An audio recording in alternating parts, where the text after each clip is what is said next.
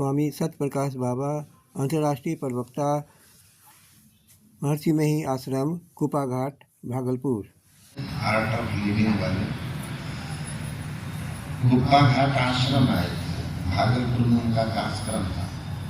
मंच से जो कहा, वो जो सत्संगी सुन के आए वो तो सुनाए, उनके कुछ अंश अखबारों में भी आए जो गुरु महाराज से संबंधित थे। लेकिन जब आश्रम भी आए तो वहाँ आचार्य श्री के पास जब पहुँचे, वहाँ बैठते बैठते उन्होंने कहा कि महर्षि ने ही परमहंस जी महाराज का ज्ञान और व्यक्तित्व इतना विराट है कि यहाँ कोई भी आ जाए उनके व्यक्तित्व और ज्ञान के सामने स्वतः नतमस्तक हो जाता है।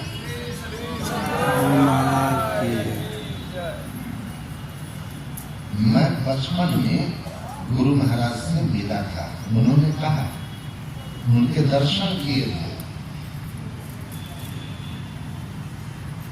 तो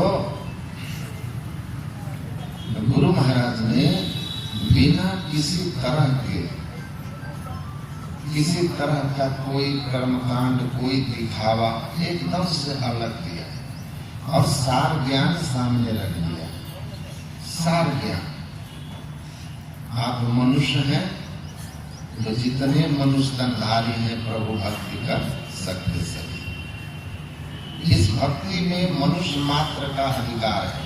इसीलिए वेद भगवान का आपने पाठ सुना होगा, उसमें वो कहते हैं ओम ह्रीं ज्ञानः प्रथमं मनस्तत्त्वा शब्दादयः। हे मनुष्यों, मनुष्य मात्र को उपदेश है, जितने मनुष्य तनधारी सब इस अध्यात्म ज्ञान के, परमात्म भक्ति के, मुक्ति के अधिकारी हैं। सब अधिकारी हैं, सब में ईश्वरीय व्यवस्था है मुक्ति पाने का। कोई भेदभाव नहीं। विप्रभंगी अपर पढ़ुआ, करो तरिहो निशंक हो। विप्रभंगी अपर पढ़ुआ, करो तरिहो निशंक हो। सब संत सद्गुरु और धर्म शास्त्र में बताए हुए मर्यादा का पालन करते हुए, अर्थात पंच पापों का त्याग करके गुरु युक्ति से नियमित सत्संग ध्यान कीजिए तो आपकी मुक्ति हो जाएगी। आप चाहे विप्र हैं या भंगी हैं, पढ़े हैं चाहे अनपढ़ हैं, किसी देश के हैं या किसी धर्म समुदाय के, कोई भेदभाव नहीं है। सबका ईश्वर और उस ज्ञान की प्राप्ति में समान अधिकार है, महिमा है।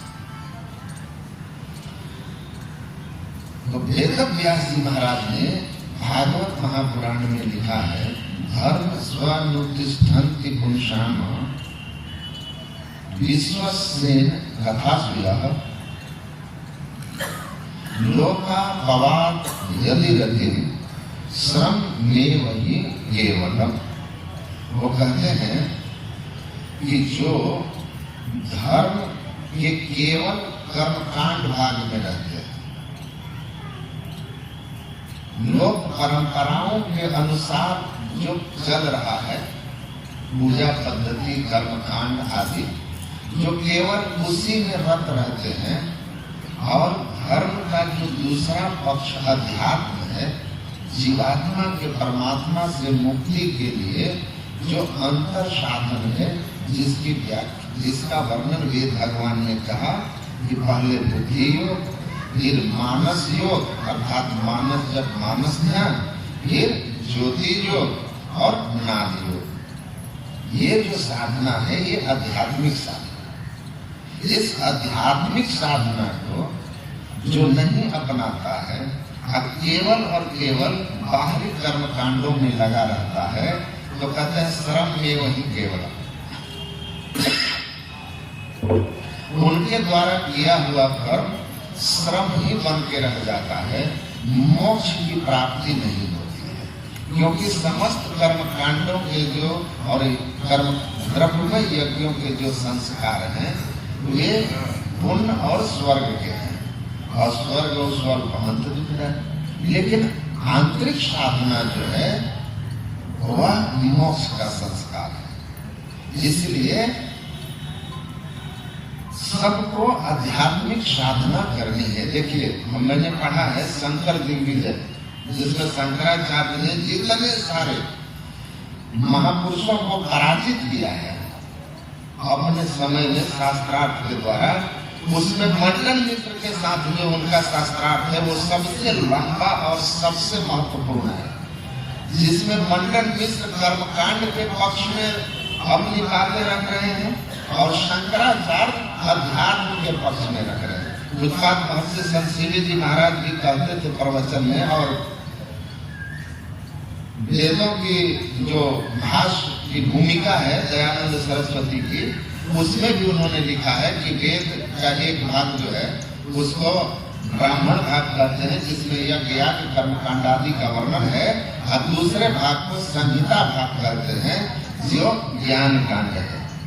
तो जो कर्मकांड भाग है उसका संबंध पुण्य और स्वर्ग से, और संहिता भाग का संबंध जो है वह आत्मज्ञान से है, मोक्ष से है, आवागमन से, छुट्टी से है।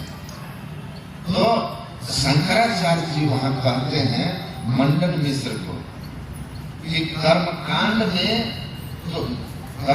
में कोई ऐसा मंत्र नहीं है जो ज्ञान कांड का खंडन करता है, लेकिन संहिता भाग के बहुत से मंत्र हैं जो कर्म कांड को मुक्ति में सहयोगी नहीं मान, मुक्ति का मार्ग नहीं मान, हाँ उसको मुक्ति पथ के लिए एक सहयोगी के रूप में मानते हैं। इस तरह से कहा, जैसे क्योंकि हमको संत मिलेंगे, सदगुरु मिलेंगे तो सदयुक्ति मिलेगी, उसके लिए संत ऐसे तो मिलते नहीं, मिले ही ना संत। तो ये बाहरी क्रियाएं जो हैं ये हमें पुण्य प्राप्त कराती हैं, और फिर हमको सदगुरु मिलते हैं तो फिर आध्यात्मिक साधना का संहिता भाग का ज्ञान मिलता है। इसलिए संत तक पहुंचा देने में, आंतरिक साधना की सदयुक्ति की प्राप्ति में इनका सहयोग है, लेकिन ये मोक्ष तक नहीं जाएंगे। मोक्ष तक तो गुरु की युक्ति जाएगी जो अंतर साधन है। तो वहां पर आदि शंकराचार्य कहते हैं कि एक मंत्र बता दो जो कि संहिता भाग का खंडन करता हो, ज्ञान कांड का खंडन करता हो। तो उन्होंने कहा आप बताएं ज्ञान कांड के मंत्र। तो उन्होंने पहला मंत्र कहा था कि कलवा हियते अग्रहा यज्ञरूपा अष्टादशक कुमावरम येषु कर्मा एतत् श्रीयो अभिनंदन की बूढ़ा जरा मृत्युम तो पुनरेया की आती। मंडन मिश्र जो है क्रोधित हो गए। क्रोधित कब होता है आदमी? जब उनके पक्ष कमजोर होने लगते हैं, क्योंकि उनके पास इस तर्क का कोई काट नहीं था कि आप कोई भी एक मंत्र बता दो, लेकिन उधर इनका खंडन है। कलवा हेते अग्रहा यज्ञरूपा, मतलब जो द्रव्यमय यज्ञ है वे सबके सब मजबूत नाव नहीं है, टूटी हुई नाव। कभी सब कहते हैं ना, टूटी नाव ऊपर जा बैठा था फिर गोता खाएगा। ये टूटी हुई नाव कमजोर नाव है, इस पर सवार होकर के कोई चाहे भवसागर को पार कर जाए तो संभव नहीं है। ये आपको स्वर्ग तक ले जाएंगे और फिर स्वर्ग दुखदाई फिर इसी संसार में डुबा देंगे। थोड़ा ऊपर ले गए फिर नीचे गए, लेकिन परम गति की प्राप्ति कराने के लिए ज्ञान कांड है, अध्यात्म अंतर साधना है, जिसकी युक्ति बिना गुरु की नहीं मिलती है। तो इसीलिए कहा कि जो 18 पुराण या वेदांती ग्रंथों में कर्मकांड हैं, केवल उन्हीं कर्मकांडों को ही मोक्ष का मार्ग, मोक्ष मुक्ति का साधन समझता है। जरा मृत्यु मूढ़ मने अज्ञानी और विवेकी है, जरा मृत्यु से पुनर्याति, उसको जन्म मरण के चक्र में बार बार आना पड़ेगा। इसलिए गुरु महाराज जी कहते हैं अहो भक्त सार भगति करो, असार भगति करी संसार भ्रमत रहे, भक्ति श्रम निष्फल हो। तो हमको केवल लोकापवाद में परंपराओं में, कर्मकांडों में ही रह जाना उचित नहीं है।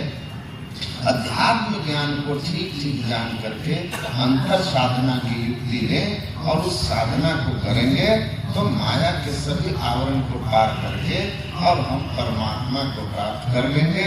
हम भी संत हो जाएंगे, हम भी मुक्त हो जाएंगे, हमारा भी परम कल्याण हो जाएगा।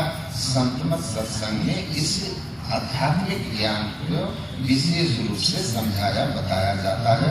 बोलिए श्री सद्गुरु महाराज की जय। जय गुरु महाराज। Thanks for watching. Ranjan Kumar, Amrit the news, Patna, Bihar. जय हिंद, जय भारत, वंदे मातरम।